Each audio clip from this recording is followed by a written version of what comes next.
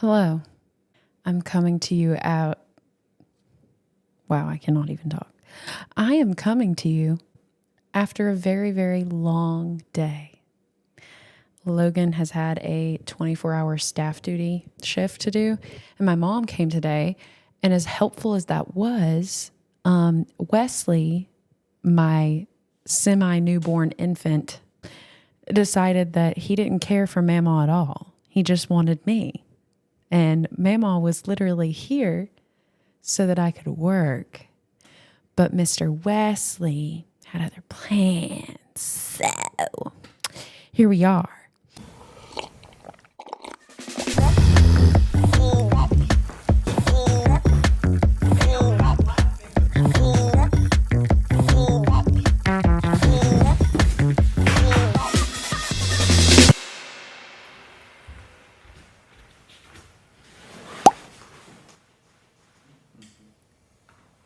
Wait, what was I saying?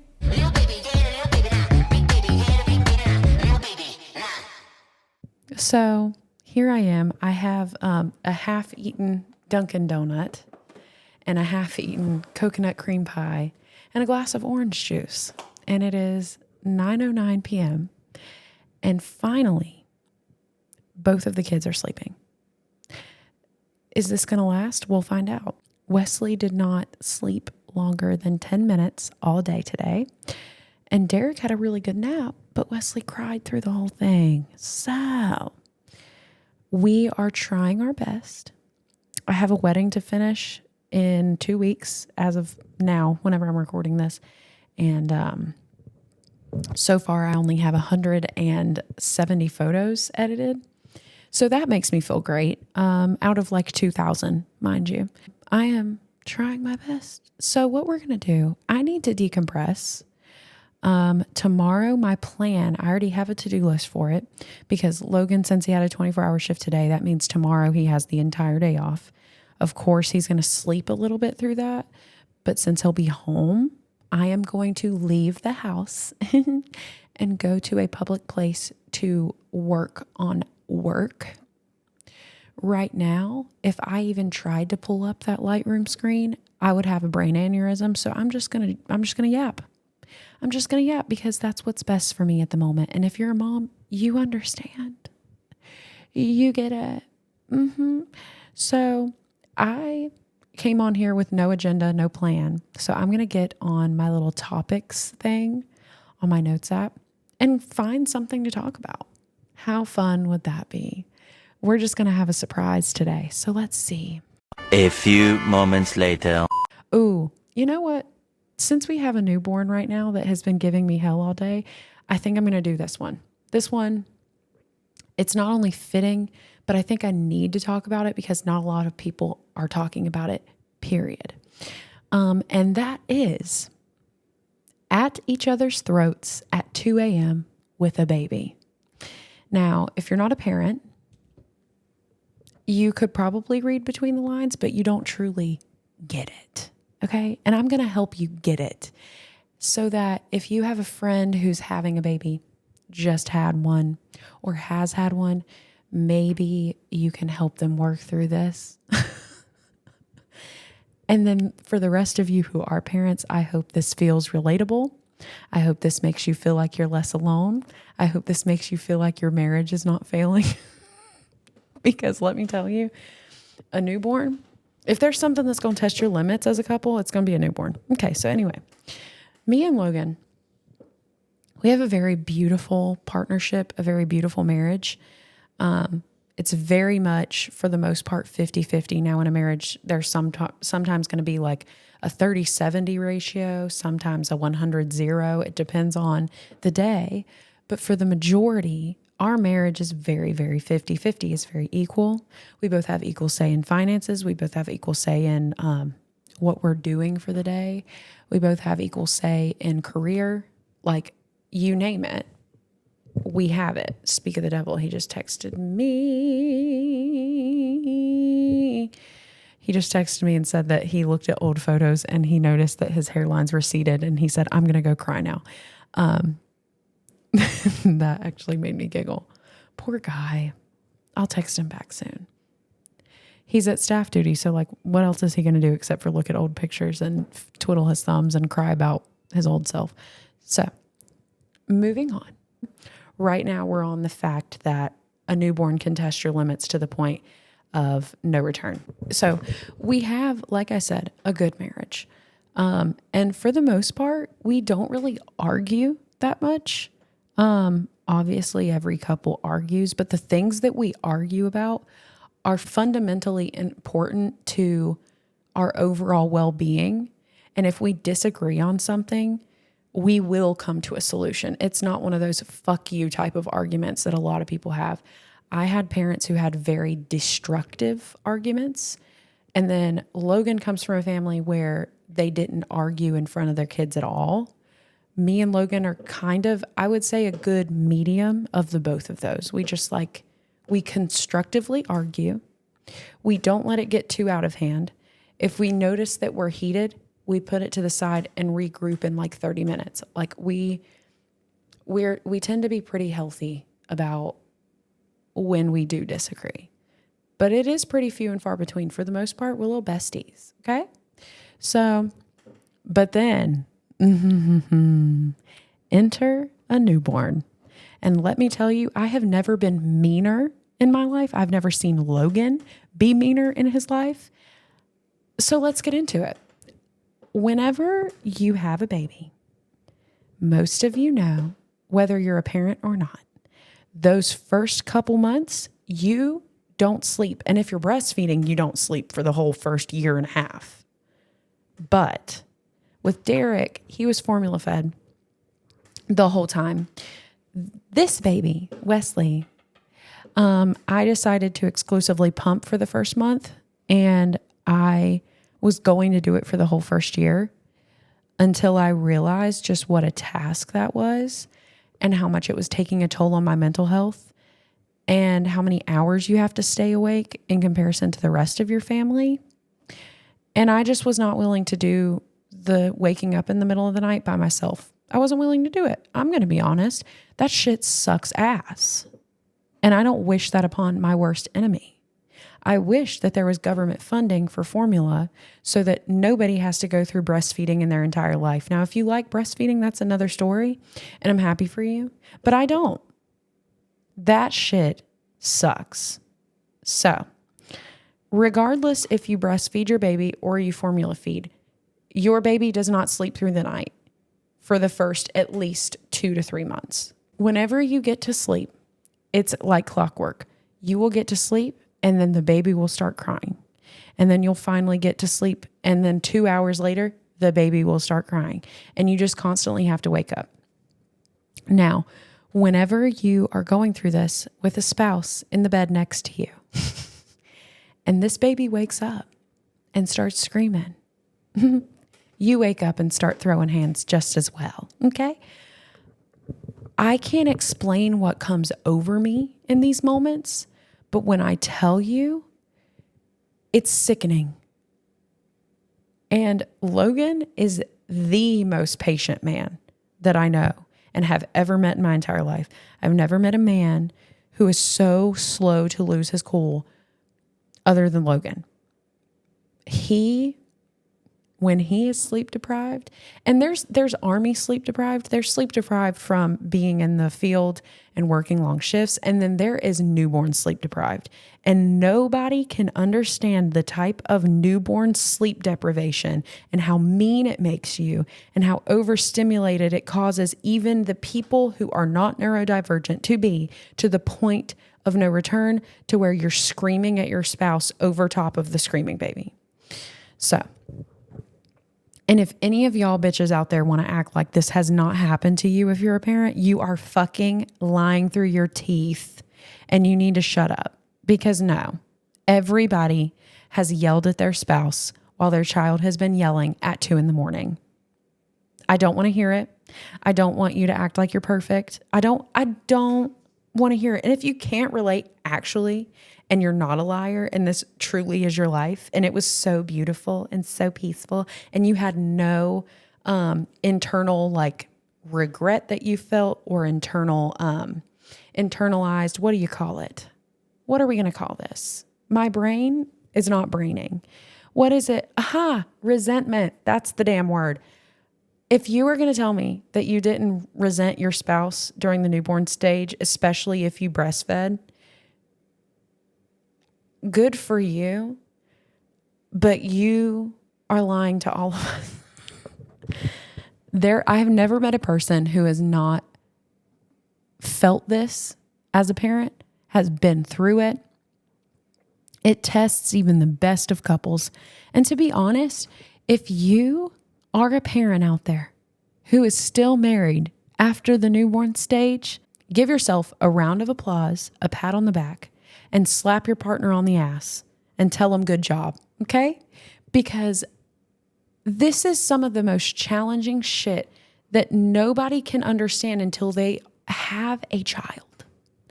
So I want to get into just how that affects your psyche.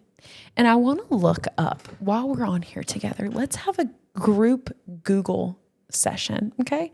Let's Google statistics of couples who split after having a baby. I'm just curious. Divorce after baby is more common than you may think, and we totally get why. First thing that popped up for goodtoknow.com, okay?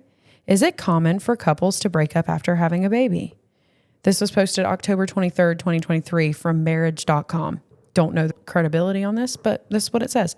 So much that it can take a toll on the relationship that both parents share in the first place. Most people would think that it's weird for a couple to break up after having a baby, but it happens more often than you would think. Relationship breakdown after a baby is more and more common these days. What percentage of couples split after having a baby? New research, this is January 2023, so a year ago, this was studied with the motherhooddiaries.com. New research shows that a fifth of couples break up in the first year after a baby is born. And the most common reason is a diminishing sex life, constant arguing, and lack of communication. Ooh, can I get into this? So I had a C-section, for those of you who don't know, with both of my children. But my first, Derek, was an emergency C-section after 4 hours of pushing and 36 hours of labor. It was the most horrible thing that has ever happened to my body. Not because of the C-section, but because of the fact that I pushed for 4 hours while on drugs that I didn't realize were going to not only sedate me, but also make me feel like I was on shrooms. I was on this thing called Stadol. Look it up. I'm pretty sure it's discontinued now.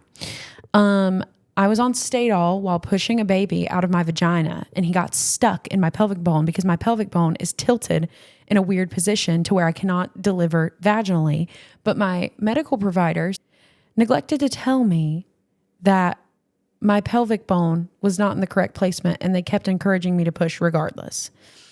Come to find out, after I had my child, it is not normal for someone to push past 2 hours during childbirth, because at 2 hours, almost always, in all cases, women are escorted to the good old OR to perform a C-section. So I pushed a ridiculous amount of time, okay?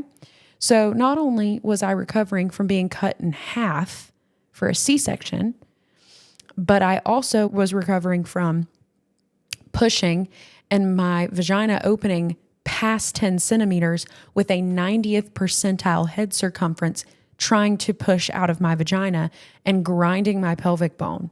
Okay. Not only that, but I retracted endometritis afterwards. It's an infection, not endometriosis, endometritis. Endometriosis is a condition that causes women's ovaries. I don't even really know what happens, but it's like you can get cysts on your ovaries.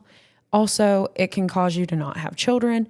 That is something different. Endometritis is basically just an infection in the body that comes after birth sometimes. I don't know enough about it, because quite frankly, it was such a traumatic experience. I did not want to look into it any further. So if I sound like an idiot, it's probably because I am one.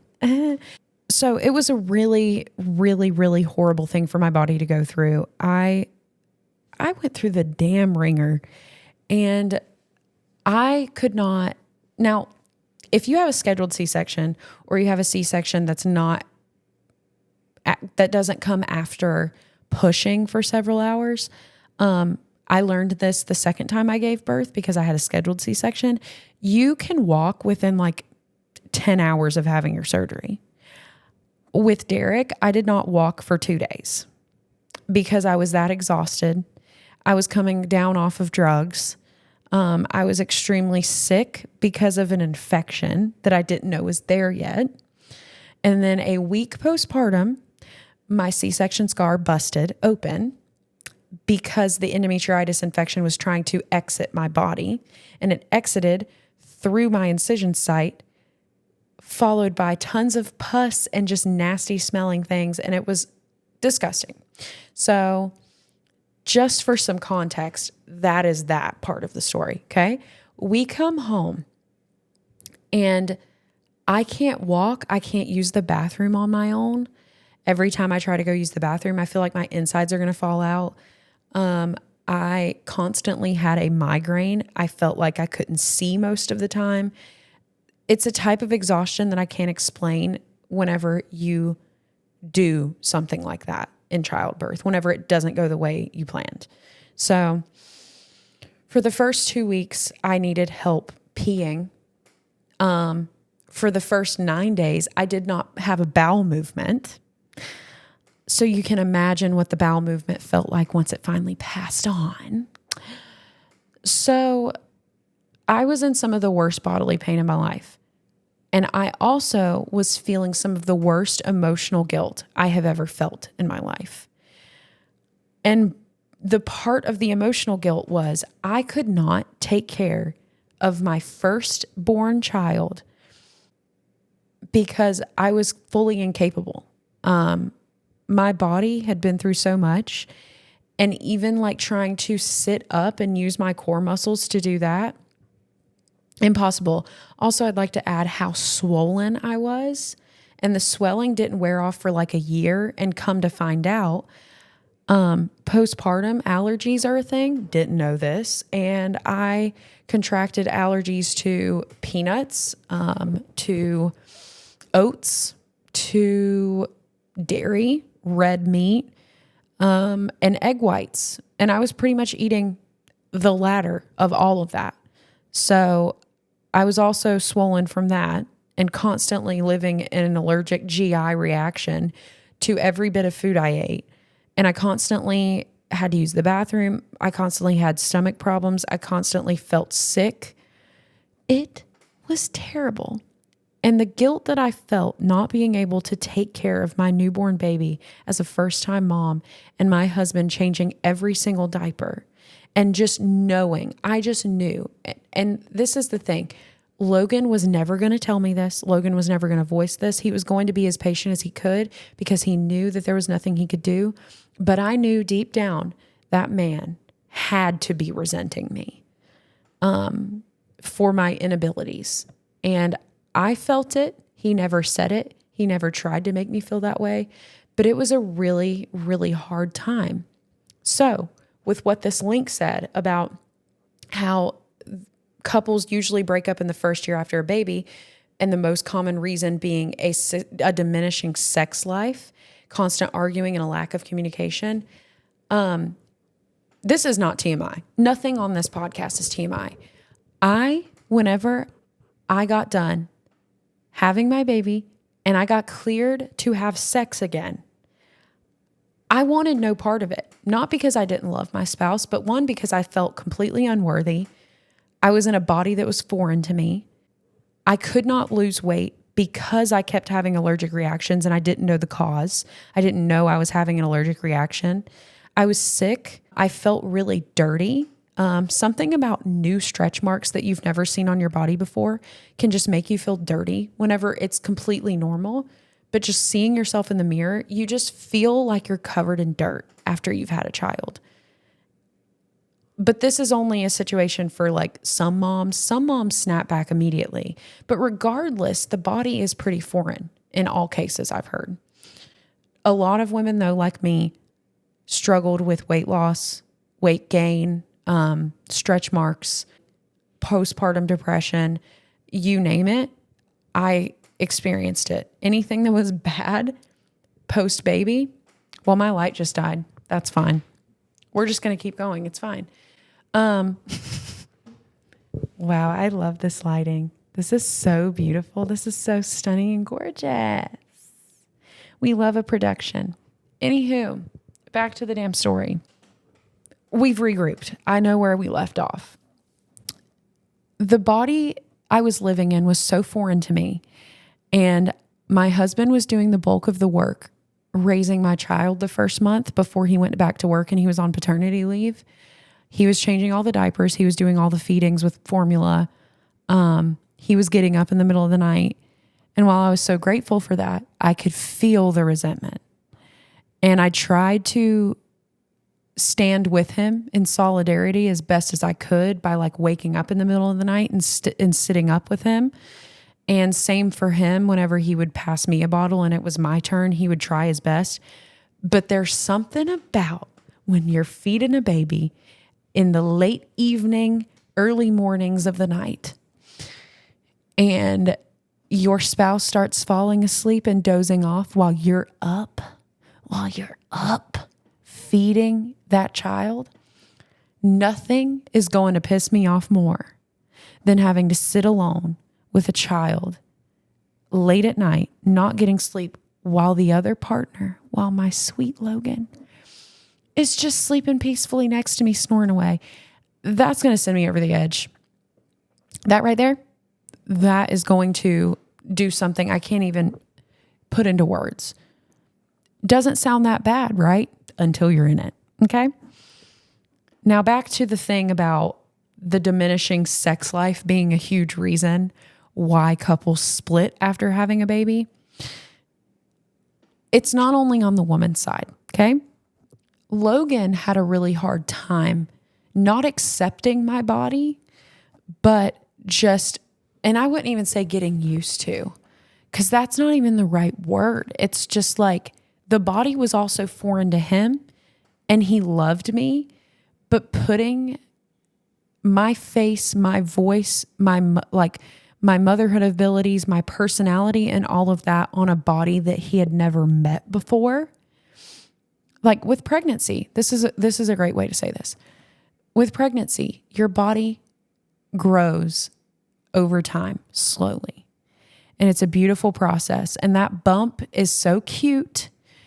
It's not unpleasing to look at. Borderline for a lot of men, pregnant women, their wife being pregnant is sexy. Okay. But when that bump deflates and it's just bloating, extra tissue, fat cells, dragging skin, drooping skin, your nipples growing 3 times the size, it's different. And to be honest, if I was a man, I don't know how I would handle that. And I can just hear the feminists listening to this episode going, well, that's not a real man. Your husband's horrible for not accepting your body. I never said my husband didn't accept my body. I'm saying that I could not imagine being in his shoes, having to look at me at my worst, not only emotionally, not only physically, but just in every sense of the word. After my first child, and this is, again, not the case for a lot of women, but it's probably half and half. For the other half of women who go through childbirth and it's traumatic, and then they have postpartum depression, and then they didn't snap back the way they thought they would. It's some of the most grueling experiences and days and weeks and months to go through, not only for yourself, but for you as a couple. And when my husband saw me crying for no reason, just out of the blue because I had postpartum depression, me snapping on him because I was sleep deprived, me crying because I couldn't change a diaper in the first 2 weeks because I couldn't use my core muscles to sit up without his help. him having to look at me bleeding out and having to spray myself with a Perry bottle every time I used the bathroom and shiver and quake and shriek in fear and cry every time I sat on the toilet, and he helped lower me down. This man was not just a husband. This man did not just become a father. He became a full-time caregiver to someone who was extremely broken. I was at the worst point in my life when I met my first son. And luckily, after the fog cleared and I started loving myself and loving my body again, things got better. But for the first year of my child's life, I did not want any part of sex. My husband still wanted me, but me, I did not feel worthy of it. I did not get horned up in any way. I was not aroused. I could not be pleasured by anything. I felt ashamed. I could keep going on. But if you're a parent, you probably know what I'm talking about. Whether you're a father or a mother, it is some of the worst shit to go through.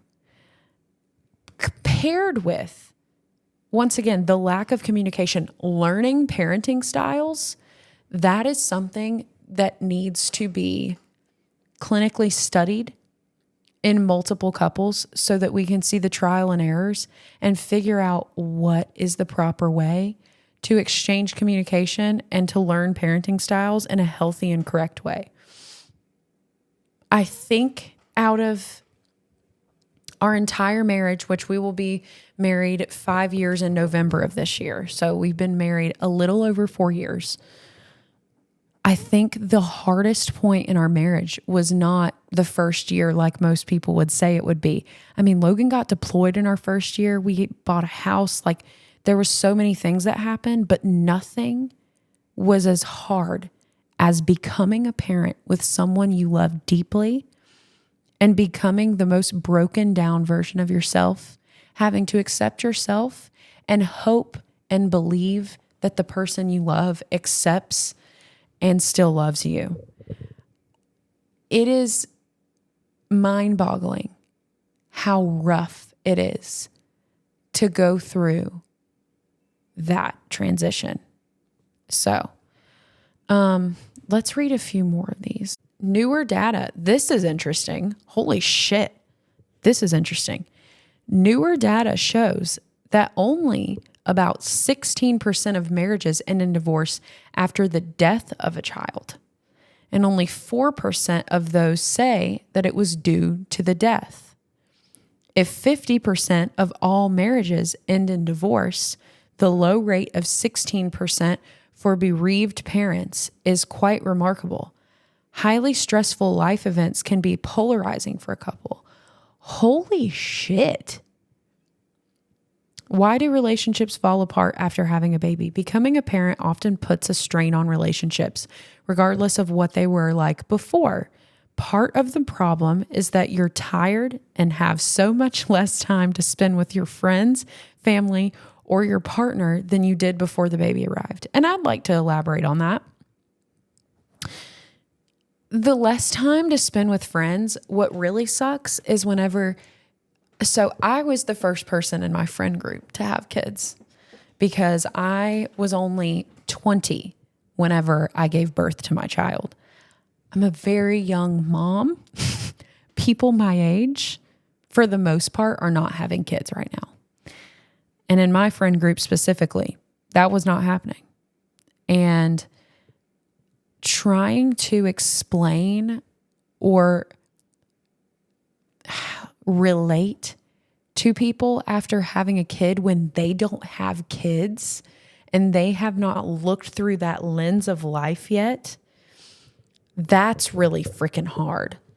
One of my closest friends in my entire life, whenever I had kids, this is such a funny story now looking back on it, but I remember how pissed I was. So, and I was stupid as a new parent to even think to do this, but she wanted to come visit me with her boyfriend and meet the baby, of course. and spend a couple days with me, which was fantastic, until we said, let's take a beach trip too. I was 2 weeks postpartum. I just started walking on my own. I just started pissing on my own.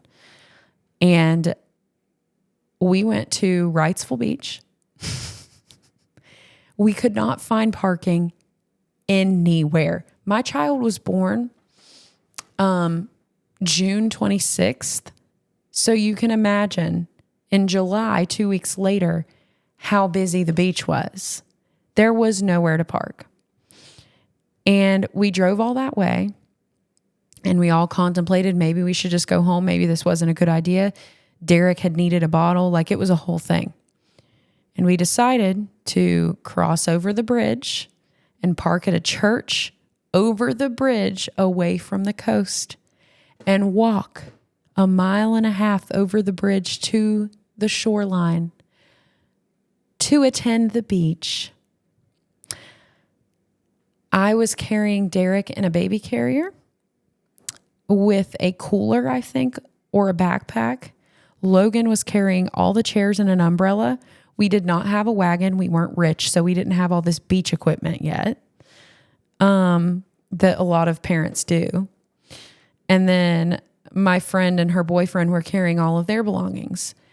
And when I tell you, that kicked my ass, and I knew the second we started walking and got out of the parking lot that it was going to be bad news. I proceeded to be sick for the next like 3 days. Not only was I pissed that I couldn't handle walking over that bridge, and I was dry heaving and felt so sick and felt very left out, and I felt left behind, even though I was with everybody and everybody was with me. I didn't feel very able-bodied at the moment, and it made me feel very isolated. And even though everybody was like, you sure you okay? You sure you okay? I wanted to keep up so bad because I wanted to be a part of my friendship. I wanted to be a part of the group. I wanted to do something fun, but it turns out it wasn't fun at all. And that's the case after you have babies. Like, you go, especially when you're a new mom and you just had your first kid. Everybody makes this mistake. You try to do the things you once did, and you try to just add your child into the mix. And it is not easy. Now, after you're a seasoned mother and your child gets a smidge bit older, it does get easier, okay? But when you're a first-time mom, that shit does not work out like you plan. And that was a really hard wake-up call for me. Also, just like people saying, hey, you should come out for dinner at blah, blah, blah. I can't. That's my child's bedtime. Like, the worst. And here's the deal. We have family that will gladly watch our kids, but they all live 2.5 hours away because Logan is military and we live in Fort Bragg, and all of our family lives near Charlotte. So the whole idea of like getting your parents to watch your kids so that you can go on a date for us is not that simple. We have to drive 2.5 hours and spend the night somewhere that isn't our house to go on a date. And obviously the intimacy of coming home after a date and like cuddling on the couch and then going to bed and just like snuggling up, that doesn't happen whenever you have to drive 2.5 hours away and stay at your mother-in-law's house. Like, that's just not in the cards, and it's rough. And then if you have your family members come to your house so that you can go on a date, they more than likely have to spend the night at your place because it's super late when you get back and your kids are asleep and they're not wanting to drive that late. So then you still don't get the intimacy afterwards. I just want to say once again, if you are in a coupling where you have had a newborn and your child is past the newborn stage and you're doing well, I'm not talking about the parents who are past the newborn stage and are still at each other's throats and hate each other. I'm talking about people like me and Logan who made it to the other side and still like each other. Do you know how rare that is? Do you know how hard it is to still like your spouse after going through the trauma that is childbirth, becoming a parent, trying to understand new communication styles, trying to learn how each other parents, trying to navigate how you're going to work, how your husband's going to return to work, how you're going to return to work, how you're going to make money, how you're going to provide for the child. It's a trauma. It's a beautiful thing to bring a life into the world. It's a beautiful thing to have kids. Becoming a mother was the best thing that's ever happened to me. But that first year was probably the worst thing that's ever happened to me. And that's not to say that my child is not an absolute beautiful little angel, because Derek, if anybody has ever met Derek, that child is damn near perfect. He has very little flaws. I cannot lie. But the identity crisis that comes with becoming a mom and the mind fuck as a spouse to the mom, as the man in the relationship. If you made it through that and you still like your spouse, and I'm not talking love, you can love somebody deeply and not like them. I'm talking, if you still like your spouse, give yourself a high five. Please, right now, give yourself a high five, give yourself a pat on the back, and go dance a jig, because fucking congratulations. That's a huge accomplishment. I don't care what anybody says. If you make it through that first year on the other side and you're still friends with your spouse, good for you, dude. You're doing fantastic.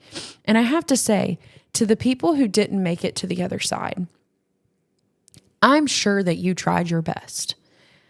And if you're a parent or a mother specifically, because it's usually moms who it's in their fight or flight whenever they give birth to a child, it's in our innate nature. Mothers usually always do everything that they can. We may be sleep deprived. We may be snippy. We may be going through a lot. We may not be wanting to put out, but we do our damn best. Okay. Men, however, it is really hard for men to quite literally man up and become a father, to take on that role. It's not as second nature for men. It takes practice for men to become a parent, whereas for women, it's just natural. If you are a woman who is listening to this and you feel like a piece of shit because I'm telling everybody to pat themselves on the back if they made it through the newborn stage, still married, and you're not still married, I want you to know that what you did to keep your marriage together while you did, I'm sure it was the man's fucking fault. Okay? Because there's a certain understanding that a man has to have for a woman after giving birth. And 9 times out of 10, I would be willing to bet that marriages ending after the birth of a child always comes down to the man not being willing to accept their wife for who they are now in all of their mess while trying to become a mother. I would be willing to bet money on it that if they did a clinical trial where they studied couples and they studied all of the couples that didn't make it through and they saw what the downfall of the relationship was, I would guarantee you it is the husband saying that the wife is not the person that they married and they're not willing to accept who they are and who they're trying to become. Because to be honest, the first year of after having a child, it's a passage. Like as a woman, it is a passage. You're not going to be like that forever. And your spouse is not going to be annoyed with you and your hormones forever. It is a passage of time. It is temporary. And if you could not get through that as a man and see it for what it is, that is your own emotional immaturity. You have to cut women's slack. Now, that being said, if you're a man listening to this and you feel attacked right now, I'm here to come to your rescue for a moment. Women sometimes, not all the time, most of the time it is out of our control. But oftentimes I've seen women use postpartum depression as an excuse to be a shit fucking human being and to treat people horribly and to use the postpartum depression as an excuse for bad behavior because it's quote unquote uncontrollable. To an extent, it is controllable. And if you can't control yourself, that is psychosis, and you probably need to seek further mental attention. If you are so out of control that you cannot come back after realizing what your hormones forced you to act out on and say to your spouse, I'm sorry, that wasn't me, you are the problem. And to the men who are dealing with a woman who refuses to apologize during this newborn stage, when they're all hormoned up and they don't want to take accountability for being mean, malicious, outright rude, hormonal. If you are married to somebody who doesn't want to take accountability for that, I'm sorry to you. I think that almost always, if a marriage doesn't work out, everybody loves to say it takes two. But I would argue that it doesn't always take two. Usually, there is one person who started something shitty. They didn't apologize, had no intention of apologizing, and that creates a reaction. There is always going to be a fault on one of the parties. The reaction, I don't think, is the initial fault. I think that how you react to being disrespected is simply a reaction. Could it be both of your faults in a marriage if it fails whenever it's continued disrespect on both parties after one party started it? Yes, that's when it takes two. But if you're constantly taking blatant disrespect about your body, being body shamed, being yelled at in the middle of the night, hormonal outbursts, sleep deprivation outbursts, and nobody's apologizing for anything, bruh, what the fuck are y'all doing in your lives? I have learned, I was raised in a household where I did not hear I'm sorry's very frequently because I was raised by very hard-headed individuals, to say the least. Hard-headed individuals, they don't know how to apologize. As an adult, it's a skill I've had to learn to apologize because it was not modeled in my life. And it hurts whenever you know you're wrong and you have to apologize and you have to be vulnerable enough to apologize. It can sometimes feel humiliating to need to be the person to say, I'm sorry for something, because that's admitting that you were wrong about something. And if you're hard-headed, that is really tough. But if you are not willing to learn that skill for the person that you love, you can fuck right off. I have no other words for you. You can fuck right off. I have done so much inner working within myself to learn how to say I'm sorry. I have been shitty to my spouse during the newborn stage before. I have said things that I don't mean, and he has said things that he doesn't mean to me. But we both apologize, and it has never been, ever an abusive situation. So, with that being said, I hope this was kind of a ramble, so I'm hoping that if you get anything out of this, if you're a person that's not a parent, you just wanted to learn about like the real cold, hard truth about the newborn stage, here's that. I hope this was informative for you. I hope this informs your future so that you can know what to expect, so that you can learn to practice that skill of apologizing and being vulnerable with your spouse, and to know and pick up on whenever you are struggling to respect the other counterpart in your relationship. I hope this informs your future to be more mindful in those moments whenever you've just had a baby, when you're triggered and how you're reacting. And I hope it makes you react a little bit faster and apologize faster and understand faster when you're being rude. Because sleep deprivation, almost always, you are going to, no matter how kind of a person you are, you're not going to be able to control how nasty you can get. So knowing when you are triggered and coming back very quickly to say, that wasn't me, I'm sorry, the quicker you can apologize, the better off you'll be. So for people who are wanting to be parents, I hope that helps you in the future. I really do. For people who are currently parents, same advice goes. Please take it from me. I have had 2 kids. I'm very young. I still have a lot of maturing to do. And so does my spouse. We're still very young. I say in my intro, we are 2 kids raising each other while raising kids. It's the truth.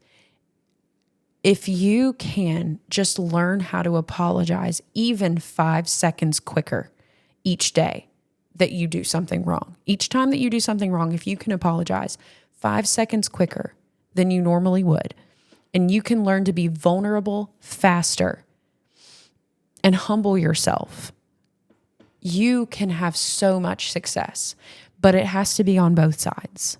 So maybe this will open a discussion in your home with your spouse. If you're going through the trenches right now, I'm with you. I stand in solidarity with you.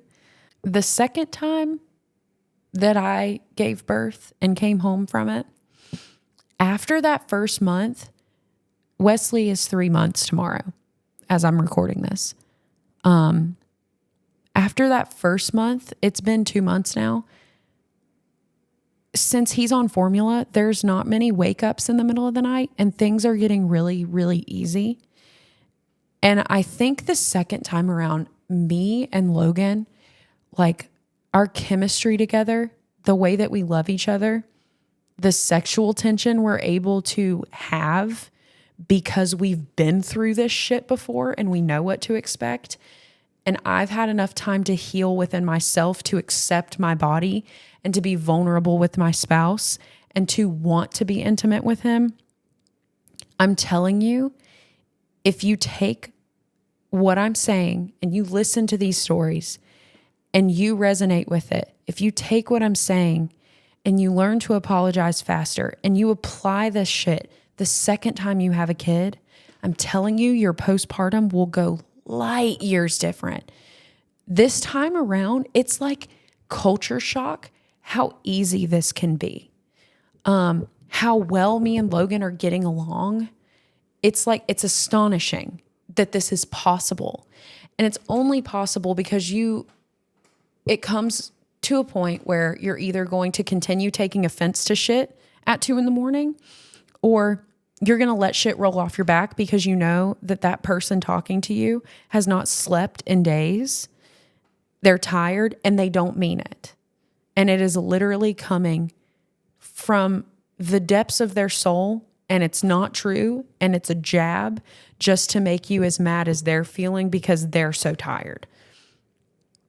It's not that serious. Just remember this. It's not that serious. If your spouse looks over at you whenever you're trying to feed your child and you're starting to fall asleep while holding the bottle and they go, "Fuck you, wake up." Stop taking it personal.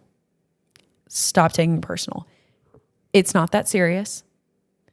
You'll apologize to each other in the morning, or you'll act like it never happened, because most of the time you won't remember that you even said anything because you're that fucking tired. Stop taking shit so personal. This season is a season. It is not going to last. I hope that if this wasn't helpful to you, at least some people can hear this and not feel so alone. I have been through it. I've been on both sides. I've been on a bad postpartum experience, and not knowing who I married, not knowing the body that I'm in, and then having a good postpartum experience. And now I'm going through postpartum and I feel like sexy for the first time in a very long time. I'm really proud of myself, and I can tell that my husband is really proud of me. He thinks that I'm hot. I can tell that he thinks that I'm hot. I can tell that he's attracted to me. There's no question in my mind, and there's no question in his, that we are attracted to one another. We love each other, and we're not taking this shit so serious because we know it is going to be over before we know it. It goes so well the second time. If you can just learn to apologize, learn to swallow your pride, learn to let some shit roll off your back, pick your battles, and not to be so critical of yourself. Because the worst thing you can do as a woman is believe that your husband doesn't think you're hot after having a baby. Because nine times out of 10, they're probably not feeling it to the extent of shame that you're feeling upon yourself. So take this with what you will. If you're a man listening to this, thanks for listening regardless, even if it's about postpartum. Not a lot of men want to listen to postpartum stuff because they think it's all about the woman, but it's about both of you, okay? Women, God love you. The fact that we are able to bring life into this world, whether we get cut open or we push a whole body out of our vaginas, God bless you. God keep you. God rest your souls for the rest of your lives. May you have peace, okay? God bless. That's all I have to say tonight.